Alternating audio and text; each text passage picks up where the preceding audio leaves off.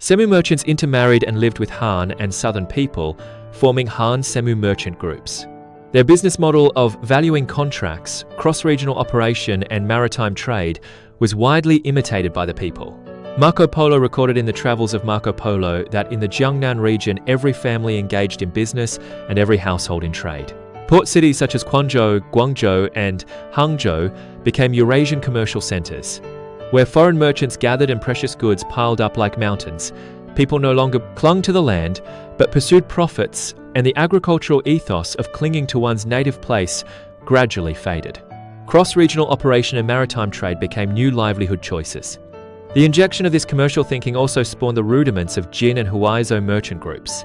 The Jin merchants relied on the northern Jiangxi courier system to carry out cross-regional trade between the central plains, the grasslands, and the western regions. The Huaizhou merchants relied on the handicraft industry and port advantages in the Jiangnan region to engage in maritime spice and porcelain trade, whose business philosophy integrated Central Plains Confucian ethics with Semu commercial genes. Li Jiang pointed out in the Mongol Empire and Eurasian civilization, the commercial revolution in the Yuan dynasty was not merely economic development, but a fundamental transformation of the economic ethos of Chinese civilization. The injection of maritime and commercial thinking made Chinese civilization no longer limited to agricultural land, but extended to the broader Eurasian continent and oceans. 5. The fusion of folk beliefs. Manichaeism and White Lotus sect, the spiritual bond of late Yuan society. 5.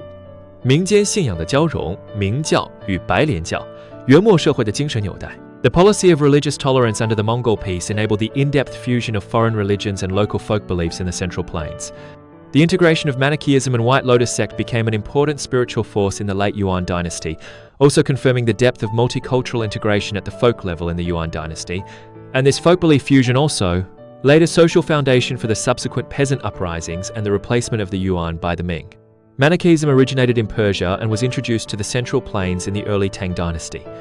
It was banned in the Song dynasty due to its rebellious doctrines and spread underground. The White Lotus sect originated from the Pure Land sect of Han Buddhism, advocating rebirth in the White Lotus Pure Land. With the loose religious policies in the Yuan dynasty, the two merged among the people. Chen Yuan mentioned in the Sinicization of Western regions peoples in the Yuan dynasty that most folk religions in the Yuan dynasty blended foreign and local elements. The foreign doctrine of Manichaeism of light conquering darkness was deeply integrated with the local concept of the White Lotus sect of Maitreya's advent, forming a folk belief system with strong rebelliousness and cohesion. The history of the Yuan dynasty records of Emperor Shun records that the Red Turban Uprising led by Heng Shantong and Liu Futong in the late Yuan dynasty adopted the slogan of, "The Ming King is born, Maitreya descends to the world." Its core leadership were mostly believers of Manichaeism and the White Lotus sect, and the organizational form of the rebel army also drew on the religious order system. This uprising not only accelerated the collapse of Mongol rule, but also embodied the in-depth fusion of the localization of foreign religions and the secularization of local beliefs, becoming a vivid footnote to folk cultural integration in the Yuan dynasty. At the same time, the rise of this folk belief with rebellious characteristics also reflected the social contradictions under the dual structure of the Yuan dynasty's cultural inclusiveness and political autocracy, revealing the inherent limitations of the Mongol peace's governance model. 6. The inheritance of maritime heritage. Zheng He's pluralistic beliefs and grand maritime expeditions, the cross-dynasty continuity of the Mongol peace. 6. 海洋遗产的传承，郑和多元信仰与远洋壮举，蒙古和平的跨王朝延续。The navigation technology, maritime thinking, and multiculturalism under the Mongol peace did not end with a transition from the Yuan to the Quast Ming dynasty and the maritime prohibition policy, but were inherited across dynasties in Zheng He's grand maritime expeditions with the ocean as the carrier. Zheng He's complex and pluralistic belief journey integrating Islam, Buddhism, and Taoism became a vivid epitome of multicultural integration in the Yuan dynasty. His fleet's ocean voyages were the pinnacle of Yuan maritime thinking and Semu navigation technology, serving as the maritime extension of pre-modern world integration version 1.0. At the same time, Zheng He's expeditions were also carried out under the background of the Ming dynasty's inheritance of the Yuan dynasty's absolute monarchy, reflecting the unity of cultural inheritance and political continuity. 6.1 His pluralistic belief journey, a typical epitome of Yuan multiculturalisms. 郑和的多元信仰历程，元代多元文化的典型缩影。Zheng, he was a Muslim, descendant of the Semu people, and his family had believed in Islam for generations. Epitaph of the Ma family records that his ancestors believed in Islam, and an Islamic mosque was built by imperial order in Yunnan. At the same time, he was influenced by Central Plains culture from an early age and believed in Buddhism, with the Dharma name Fu Jixiang. He presided over the reconstruction of the Great Baoan Temple in Nanjing and had close contacts with eminent Buddhist monks.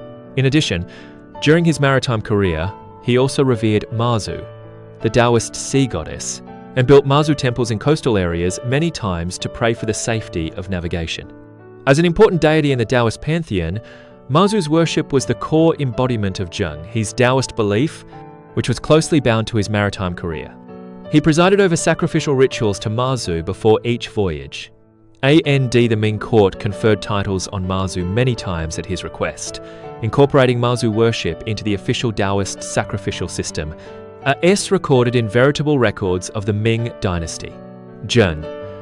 His pluralistic belief system, integrating Islam, Buddhism and Taoism, was a typical continuation of the unbiased and inclusive cultural pattern of the Yuan dynasty, and a vivid embodiment of Chinese civilization absorbing and integrating foreign cultures and local beliefs.